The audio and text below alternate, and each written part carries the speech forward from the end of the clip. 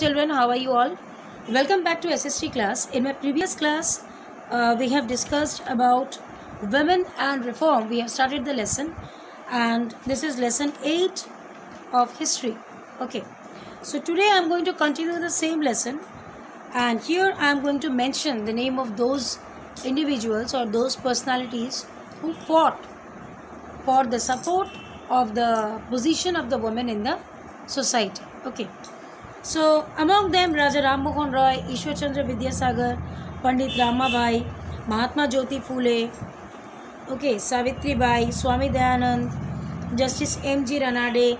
These people were there. They were involved in these Protestant actions.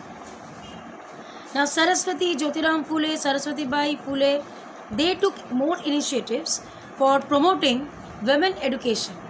As I have already discussed in my previous class, that later on women got the opportunity or the privilege or getting themselves educated, and this privilege of them brought them come forward in front of the people to show that they are equivalent with those of the boys and men.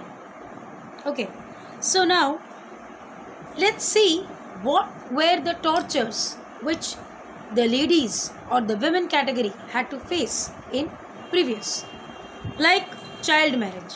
Now, what is child marriage?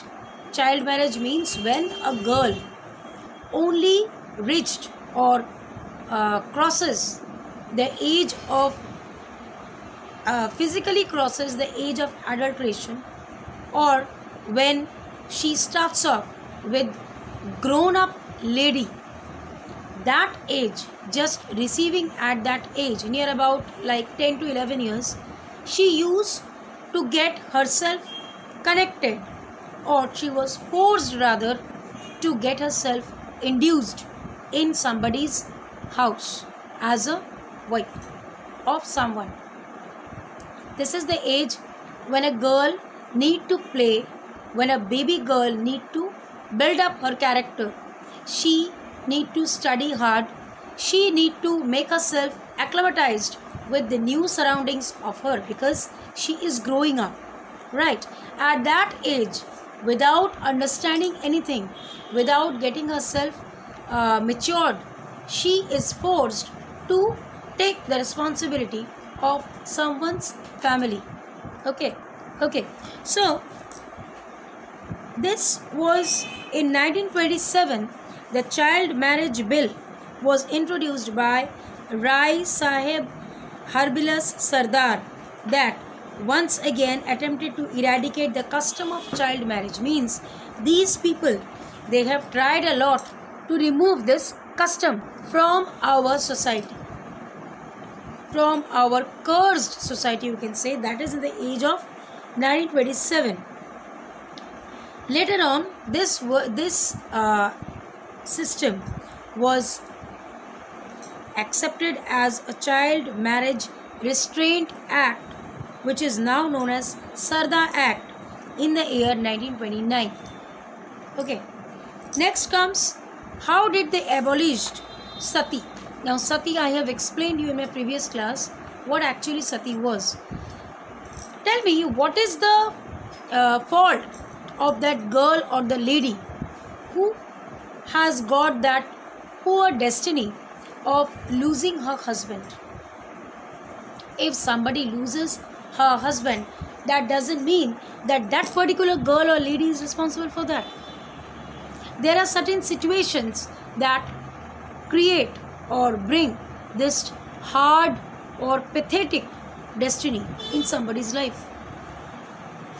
That doesn't mean that if somebody's husband is gone or left the world, the girl also has to leave the world. Why? She is a different individual human being, and the husband was an individual human being. He had done what he has been ought to. Now this lady is free to do whatever she wants to. She can lead her life by her own proceedings, by her own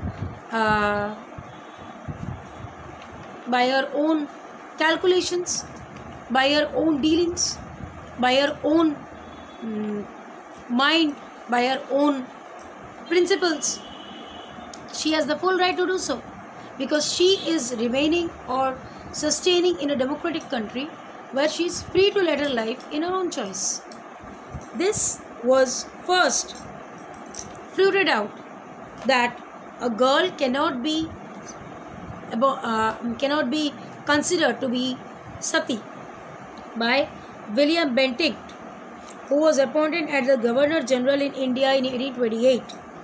He stroked himself in front of this poor and poor and crucified custom, you can say, poor and cursed custom, you can say. Okay. Next, Ishwar Chandra Vidyasagar, he first protested that when a girl is getting the tag of widow in a very young age, then she has the sole right to get herself involved in a well, healthy life by getting herself remarried to someone who is quite efficient for her. She has the right to lead her life with full pleasure, comfort, enjoyment. Okay, we cannot stop her from getting or from doing so. This is against the rule. And then, like Justice Ranade, Bairamji Malabari, Mahatma Jyoti Rao, they also supported this movement, and finally this was accepted in the society. These matters were not so easy and so so smooth how I am telling you today.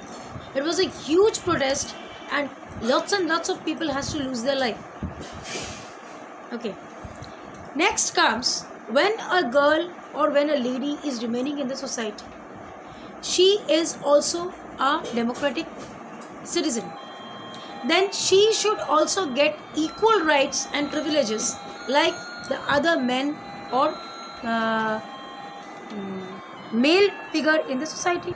So then rights to property, rights to equality, everything was given to them, and later on it was also declared that again after father's death only boys can get the right and girls will be deprived. It's not so. Girls are equally benefited or have the equal right in father's property as a boy child have. Okay, so this is ultimately the chapter of yours. I have finished it off. Go through the chapter. It's a very simple chapter. There is nothing very complicated. So I believe you all will understand. And I'll forward the required question answers and exercises connected with this chapter. Okay, so go through it. I'll be back with you very soon with a new chapter and in a fresh day. Okay, thank you.